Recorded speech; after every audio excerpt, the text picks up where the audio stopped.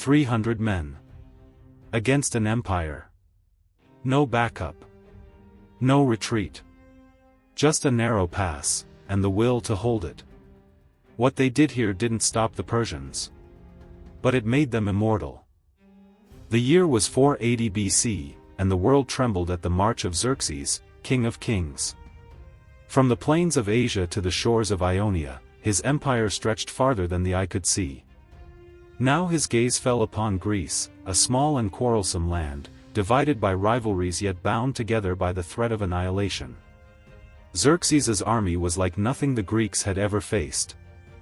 Ancient writers claimed millions, though in truth it was perhaps hundreds of thousands, still, vast enough to darken the earth with their march.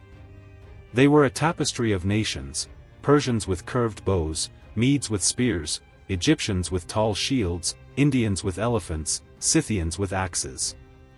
And above them all, the immortals, 10,000 chosen warriors, armored in gold and silk, feared as gods of war. Against this tide stood Leonidas, king of Sparta. Unlike Xerxes, Leonidas commanded no empire. He had no endless legions, no slaves to carry his supplies. What he did have was resolve, unyielding, unbreakable. When the Greek council called for aid, most cities hesitated, arguing, stalling, fearing. Sparta, bound by tradition, sent only 300 men, its king's personal guard. Yet with them came allies, 700 Thespians, 400 Thebans, and warriors from Phocis, Corinth, and other cities.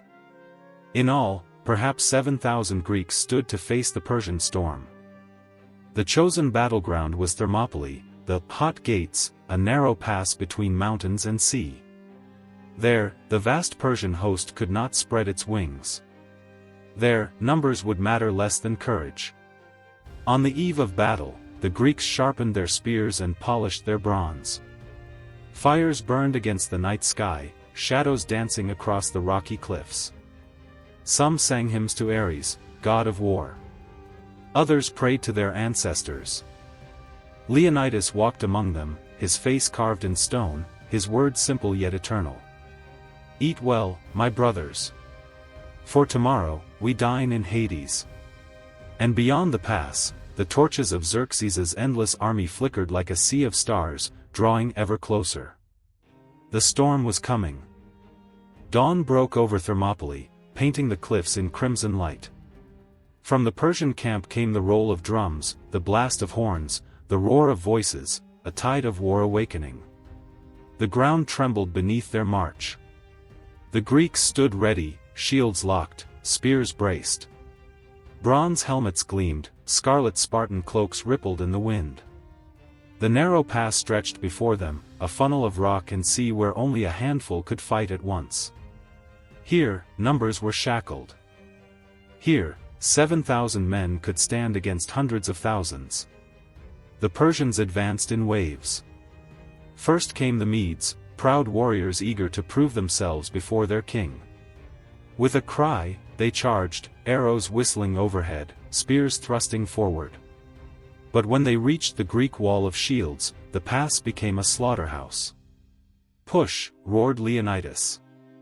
The phalanx moved as one, shields overlapping, spears striking like a field of iron teeth. Persian bodies piled before them. Arrows rattled harmlessly against bronze. Each time the Medes surged, the Spartans shoved them back with the weight of discipline. Hold the line, cried a Spartan captain as a spearhead snapped. Strike low, brothers, shouted another. And the Medes fell screaming, their legs and throats pierced. The narrow pass betrayed the Persians. They could not bring their numbers to bear, forced to fight shoulder to shoulder against warriors trained since childhood for this moment. When one Spartan tired, another took his place. The wall of shields never faltered. By midday, the Medes were broken. Xerxes, watching from his throne, frowned. He sent the immortals, the king's chosen, cloaked in black and armed with short spears. They advanced with discipline, silent and terrible. Yet even they found no passage. The Greeks fought with the strength of lions, their chants rising above the clash of steel. Hours passed, the ground soaked with blood. The sea waves lapped crimson at the shore. At last, as the sun dipped low, the immortals withdrew, their ranks shattered, their pride torn. Xerxes's fury was boundless. He had promised swift victory, yet his invincible warriors had been humbled by a handful of men. The king rose, his voice like thunder. "Tomorrow, I will drown them in arrows. Tomorrow, the hot gates will be their tomb." But in the Greek camp, the men laughed, feasting on the spoils of fallen Persians. To them, the first day had proven what Leonidas had promised, that courage could hold against an empire. The second day at Thermopylae dawned hotter than the first, the air thick with salt from the nearby sea. In the Persian camp, Xerxes's fury boiled. His pride had been wounded before the eyes of the world. He had seen his finest warriors, the immortals, repelled by farmers, potters, and shepherds forged into hoplites. This humiliation could not stand. At his command, the sky darkened with arrows. Thousands upon thousands hissed upward, blotting out the sun before crashing down upon the Greek line. The storm was endless, the sound like a waterfall of death. Yet when the dust settled, the phalanx still stood, shields bristling with shafts like a porcupine's quills. The Spartans laughed. One soldier, brushing arrows from his shield, called out, "Good news, brothers, the Persians have promised to shade us from the sun." Laughter rippled through the ranks, even as the next wave prepared to strike. This time, Xerxes unleashed his diverse host in relentless succession, Scythians, Egyptians, and countless others. They charged into the narrow throat of the pass, screaming war cries in a dozen tongues. But again and again, they smashed against the wall of bronze. The Greeks fought like machines of war. Spears thrust, shields slammed, the phalanx shifted with perfect unity. Every time a man fell, another stepped forward, filling the gap before the enemy could break through. The pass grew slick with blood, the bodies of Persians forming barriers higher than the men themselves. Leonidas moved among his warriors, steady and calm, his words carrying over the din. "Remember why you stand here. Not for glory, not for gold, but for Greece, for your wives, your children, your fathers' graves. Let no barbarian pass while you still draw breath." The allies took heart. Thespians and Corinthians fought shoulder to shoulder with Spartans, their courage magnified by the sight of the crimson cloaks unyielding in the storm. By sunset, Xerxes had gained nothing. Thousands of his soldiers lay dead upon the field. His generals urged caution, but the King of Kings could not accept defeat. That night, he ordered his army to encircle the Greeks, searching for any weakness, any hidden path through the mountains. And there, in the shadows of the cliffs, betrayal stirred. That night, while the Greeks rested behind their wall of shields, fate crept into their camp in the form of betrayal. His name was Ephialtes, a Malian, twisted in body and in spirit. Resentful of his own people and eager for Persian reward, he slithered into Xerxes's camp and revealed a secret, a hidden goat path through the mountains, a trail known only to locals. "This path," he whispered, bowing before the great king, "will lead your immortals behind the Greeks. While they face you at the gates, your army will strike from the rear. They will be crushed between hammer and anvil." Xerxes's eyes lit with cruel delight. At once, he dispatched Hydarnes and the immortals to follow the traitor's lead. Torchlights snaked upward into the mountains as they began their silent march, climbing toward destiny. At dawn, Greek scouts stationed in the highlands discovered the betrayal. Panicked, they raced down to Leonidas, their voices urgent. "My king! The pass is lost. The immortals are upon us from behind." A grim silence fell over the Greek leaders. They knew what it meant, the noose was closing. Some urged immediate retreat. Others argued to fight to the death. Leonidas listened, his face unreadable. At last, he spoke. "Go, those of you who will. Take the message to Greece. Tell them what happened here, that free men stood against a tyrant, that we gave our lives so that others might live. Some allies withdrew, many Phocians and Corinthians, fearing annihilation. But 700 Thespians refused to leave, declaring they would die beside the Spartans. Even 400 Thebans remained, though their loyalty was uncertain. Leonidas turned to his 300. He saw no fear in their eyes, only resolve. They had known from the beginning this was no mission of survival, but of sacrifice. Their king raised his spear, voice ringing across the cliffs. "Spartans! Today we dine in Hades." The men cheered, a sound that shook the very stones. As the sun rose over Thermopylae, the Persians gathered for their final assault.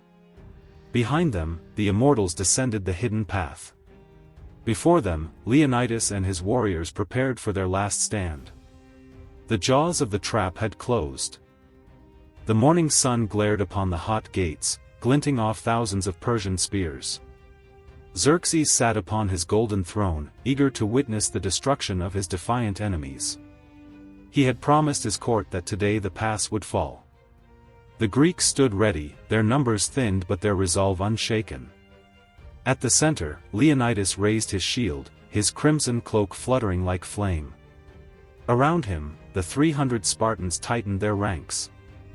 Beside them, the 700 Thespians gripped their spears with grim pride, ready to die for freedom. The Persian horns blared, and the assault began. Wave after wave surged into the pass, Persians, Scythians, Medes, crashing like breakers against a cliff. The Greeks fought with ferocity beyond mortal men. Their phalanx no longer defensive, it was a weapon of wrath. Shields slammed, spears thrust, blades cut down foes in brutal arcs. The narrow gorge echoed with the roar of bronze striking flesh. Leonidas himself fought at the front, his spear piercing enemies two at a time. His voice rang above the chaos. "Forward, sons of Sparta! Push them back into the sea." For hours, the Greeks drove the Persians to ruin. Even as exhaustion set in, they fought like lions, their laughter mingling with war cries. When spears shattered, they drew their short swords. When swords broke, they used daggers, rocks, even their bare hands. But the Persians were endless. For every man cut down, another took his place. And as the sun climbed higher, a shadow grew on the cliffs. The immortals were descending the hidden path. A scout rushed to Leonidas. "My king! They are upon us from behind." Leonidas nodded, as though he had expected nothing less. His gaze swept over his men, bloody, weary, but unbroken. "This is our hour," he declared. "Our deaths will echo across the ages.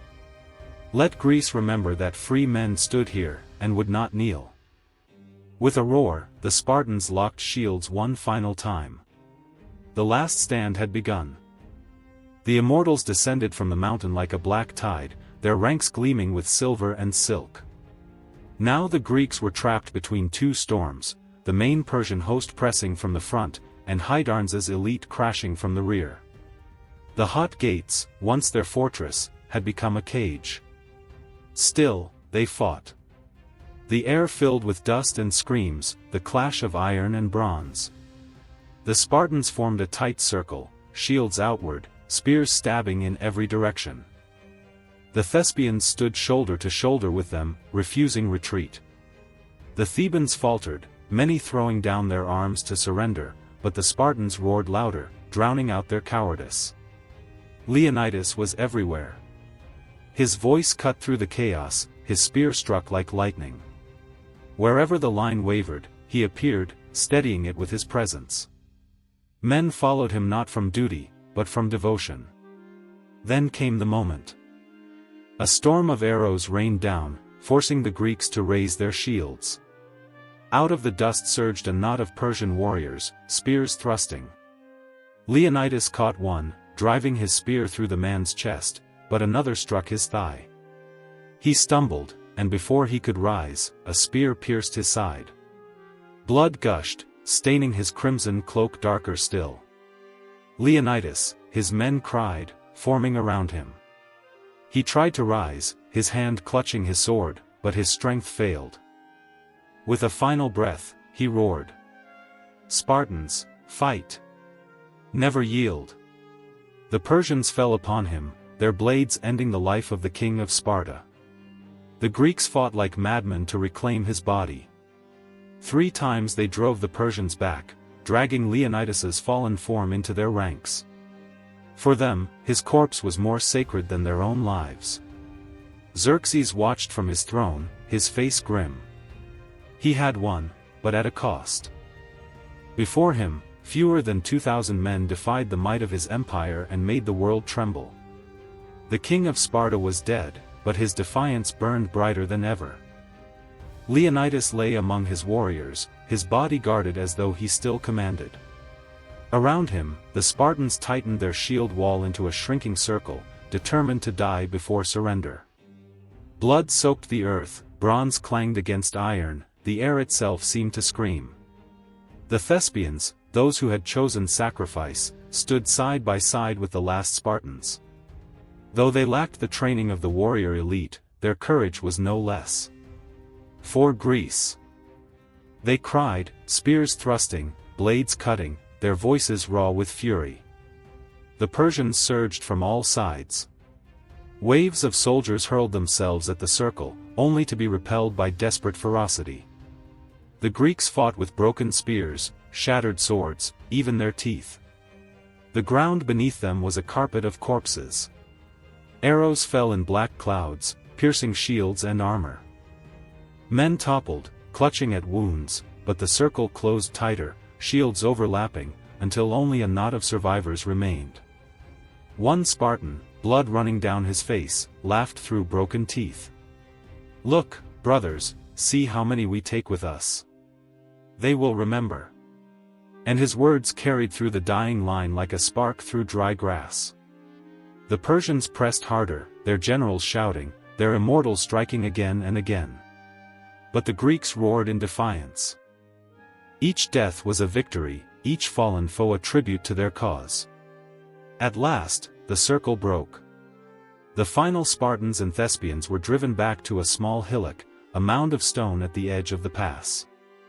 There, surrounded on all sides, they made their stand. Spears shattered, shields splintered, yet still they fought, shoulder to shoulder, brothers in death. Xerxes, unwilling to lose more men in direct assault, gave the final order. "Bury them." The immortals raised their bows, loosing an endless storm of arrows. The sky darkened, the world itself seemed to vanish beneath the black rain. When the dust settled, silence claimed the hot gates. The 300 Spartans and their allies were gone. But their names were immortal. When the smoke cleared and the cries of battle faded, Thermopylae was a graveyard. The pass, once echoing with the clash of bronze and the shouts of men, now lay silent beneath heaps of corpses. Thousands of Persians sprawled in grotesque stillness, their blood soaking the rocky ground. Among them lay the Spartans, the Thespians, the nameless allies who had chosen to stand to the last. Their shields were broken, their spears splintered, but their defiance was carved into the stones themselves. Xerxes descended from his throne, surveying the field. He had won, yet victory tasted of ash. His empire had been delayed for 3 days by a handful of men. 3 days bought at the price of tens of thousands of his own. His pride was bruised, his generals uneasy. If Greece produced warriors such as these, what awaited him deeper in the land? He ordered Leonidas's body mutilated, his head severed, and his corpse nailed to a cross, an insult meant to break Greek spirit. But the act had the opposite effect. News of Thermopylae spread like fire through the city-states. To some, it was tragedy. To others, it was inspiration. Everywhere men spoke of the 300 who had stood against an empire and chosen death over submission. In Athens, the orators thundered that Greece was not yet lost, that freedom still had champions. In Sparta, mothers of the fallen spoke without tears. "My son is dead? Then he has done his duty." Thermopylae became a beacon, a rallying cry. While Xerxes marched south, burning cities and temples, Greek resolve hardened. At Salamis, at Plataea, the Persians would face the full fury of a united Greece, driven by the memory of those who had fallen at the hot gates. Thermopylae was not the end, it was the beginning. The sacrifice of Leonidas and his men had planted a seed that no empire could crush. The world would remember. The tale of Thermopylae did not die with Leonidas. It lived, carried by fleeing survivors and trembling witnesses who had seen the impossible, a handful of free men holding the greatest empire on earth.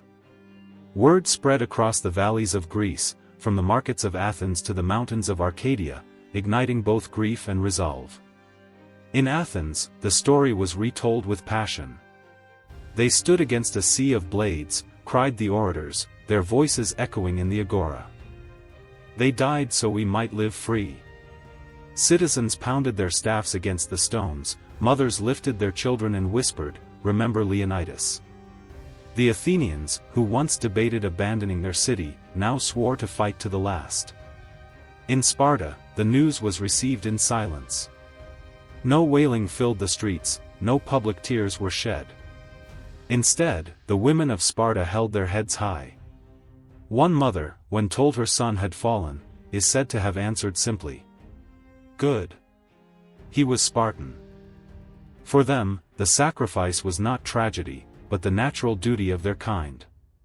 Meanwhile, Xerxes pressed onward, burning villages, trampling fields, and filling the land with fire and fear.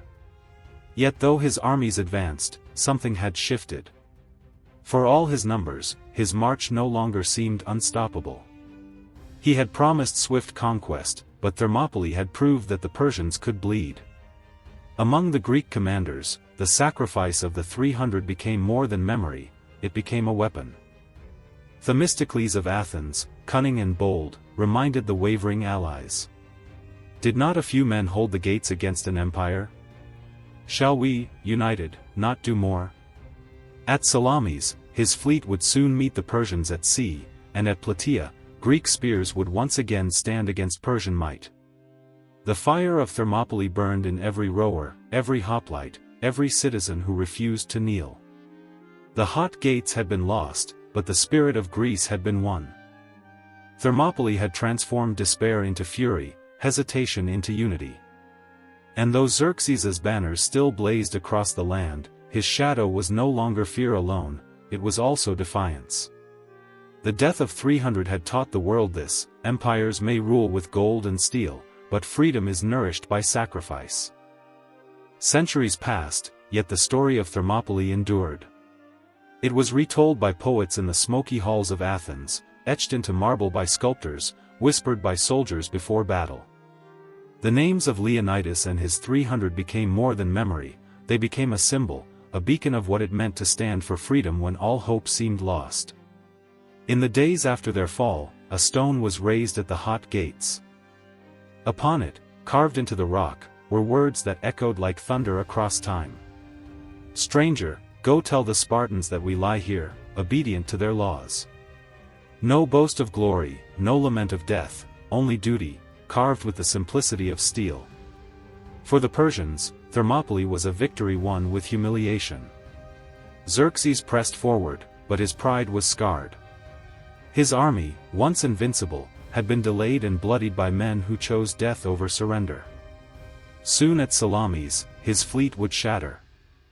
Later at Plataea, his land armies would be crushed. The empire of Persia remained vast, but its illusion of invincibility was broken. For Greece, the sacrifice lit a fire that united quarrelsome city-states. Athens and Sparta, so often at odds, stood side by side. Farmers, merchants, nobles, and kings found common cause in the blood spilled at Thermopylae. Out of their defiance rose a new idea, that freedom, not fear, could bind men together. And through the ages, Thermopylae lived on. Roman generals spoke of it before their legions. Medieval knights told it by firelight in cold castles. Modern warriors remembered it as they faced their own hopeless odds. Each retelling transformed it from a battle into a legend, from a legend into a creed, that courage can defy tyranny, that sacrifice can inspire nations. The hot gate stands silent now, the sea lapping against the stones, the mountains brooding as they always have. Yet if one listens, perhaps the wind still carries the echo of bronze shields clashing, of Spartan voices roaring in defiance. The 300 did not die in vain. They became immortal, not by living forever, but by showing the world how to face death unafraid. And so, Thermopylae remains, not merely a place in Greece, but an eternal flame in the heart of mankind.